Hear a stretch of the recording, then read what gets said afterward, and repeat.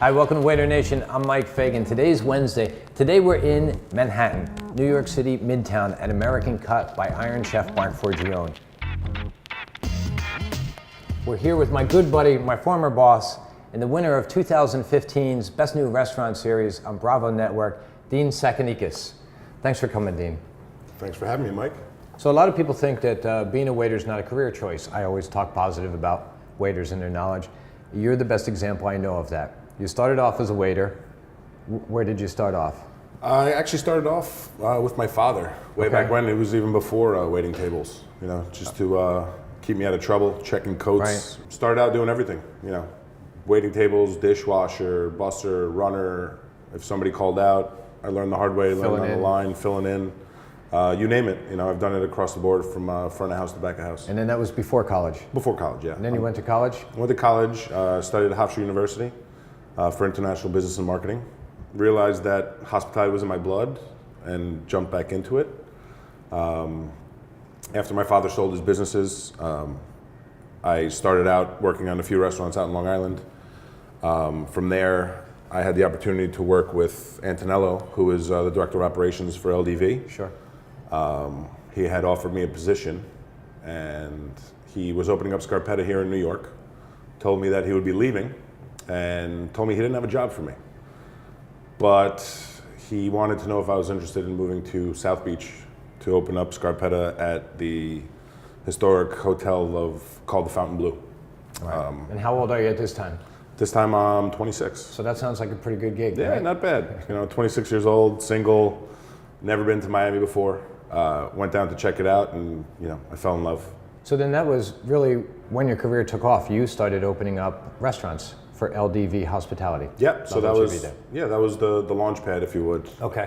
Started off as an assistant general manager down in Miami. Other opportunities came on the pipeline for LDV, which brought more opportunities my way. And just that's when the traveling started. Yeah. So from Miami back to New York, to Toronto, to LA, Vegas, back to New York. But when you say like New York, you're talking about, and LA, but you're talking about Beverly Hills, oh yeah, Las Vegas, the Hamptons, yeah, we're Miami. You're staying at really the creme de la creme, if you would. That's right. Yeah. It's always in the the right Exactly. locations. And as today we're in Midtown on 56th. So I watched Best New Restaurant on Bravo Channel. I watch it with the kids every week. We watch it together. I knew from the first day that you were going to win. What was that all like, though?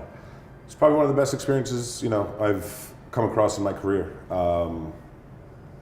Just being able to translate what we do day to day and put it on camera for people to actually see. When you look at TV and reality TV, it's all based on Top Chef, Iron Chef, and it was never guys like us. That's right. I may have said it on TV, but without us, it's just food on a plate. That's right. We provide the hospitality. We create the experience. Yes. I know we always made the joke. You could train a monkey to run drinks and take orders. But 75% of this business is personality, and you go to war every night. That's right.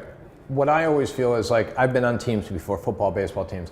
I've also been on teams in restaurants, and those are lifetime friends. Me and you are lifetime friends because we were on that team a couple of years ago. So a lot of people always ask me, hey, have you ever waited on any famous people? And I have, but you have the list. I mean, all over the country, you've waited on a lot of famous people, haven't you? Yeah, I mean, it's been quite the experience. It's from Bill Clinton, Jay-Z. You can go on and on and on. And one of my favorite stories is Paul McCartney came in to Scarpetta, Beverly Hills, and came in through the side door and just sat down. Sits down, I go over, I touch the table. Oh, Mr. McCartney, it's a pleasure having you here.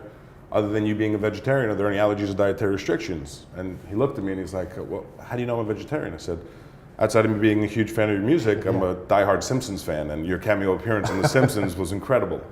And he turned around and he looked at me and he was like, no one's ever said that to me. He's like, that's awesome. He was like really touched by it. But I was just trying to make a joke, a little icebreaker. But that same night, funny enough, Lionel Richie was sitting on the other side of the dining room, and he had asked me to go over and tell Paul McCartney that he was there. Long story short, they wound up adjoining tables. there were about 4 ladies sitting right next to them, early 50s, who Yeah. probably enjoyed Lionel Richie and Paul Sure. McCartney a little more than I did, growing up as a kid. They were practically in tears, and I basically turned around and said, gentlemen, is there anything else we can offer you tonight? He's like, no, is there anything we can do for you? I was like, other than locking arms and singing We Are the World, I was like, there's really nothing that we can do. And a couple glasses of Pinot Grigio, some duck and foie gras ravioli, and they started, chanting out a few verses. And They sang in the restaurant. sang in the restaurant. The ladies next to us started crying, and it bet. was quite the experience. I tried to grab the footage from security, but it didn't pan out. What I always talk about, and same thing as you, this is a profession. I've stayed a waiter, made good money. This is my profession. You took it, you became director of hospitality, and you took it further, but it is a profession, and that's what I always talk about. And that's why I wanted to have Dean on the show. I've been trying to get to him for about 2 months right now. I know that you've built a lot of relationships, like with me in Atlantic City, with a lot of people across the country, and I really hope that everybody enjoys seeing him. We are Waiter Nation, and we are changing everything you think a waiter is, one story at a time. Thank you so much for watching.